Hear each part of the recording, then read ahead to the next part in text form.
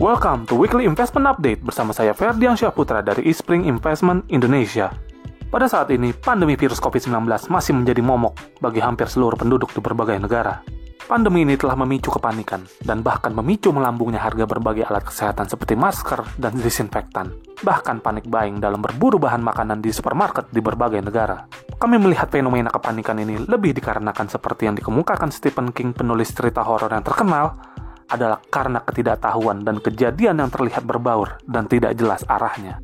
Pandemi COVID-19 juga turut membuat panik dunia pasar modal. Sebelum pandemi ini merebak, investor pasar modal di Indonesia sebenarnya sudah bersiap untuk kondisi pasar modal yang lebih baik di 2020 ini dibandingkan dengan kondisi di 2019 yang dibayang-bayangi perang dagang antara Amerika Serikat dan Tiongkok. Akan tetapi, di awal tahun, COVID-19 telah menjelma menjadi pandemi global yang turut mendorong kepanikan pasar modal hampir di seluruh dunia. Di tengah kondisi investasi yang sedang mengalami penurunan cukup dalam dan memicu kepanikan investor, cara kita merespon kondisi saat ini menjadi amat sangat krusial.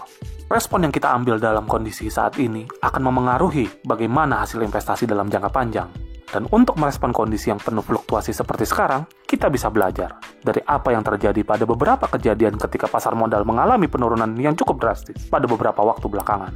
Kasus pandemi yang cukup mirip dengan COVID-19 pernah merebak di 2003, di mana pada saat itu kasus SARS merebak ke berbagai negara, termasuk Indonesia. Pada saat itu, pasar modal di berbagai negara yang terdampak SARS juga turut mengalami penurunan. Selain kasus SARS, pasar modal Indonesia juga pernah mengalami tantangan yang cukup berat, sehingga membuat penurunan yang cukup dalam.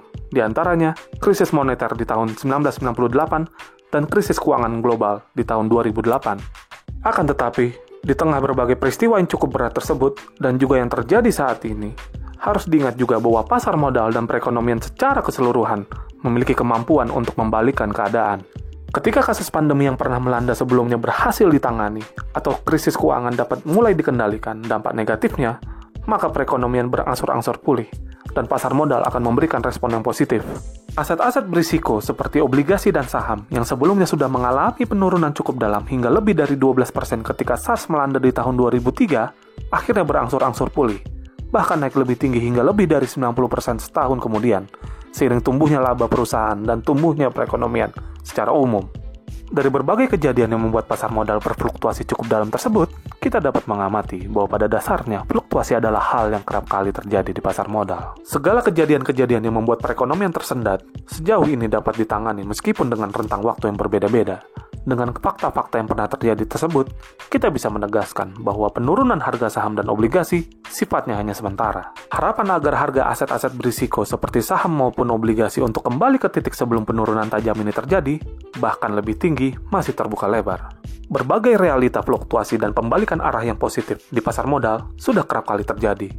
Masih haruskah Anda untuk panik, lalu menjual investasi Anda dan menjauhi pasar modal untuk saat ini? Mungkin ada baiknya pada saat ini Anda menambah investasi Anda.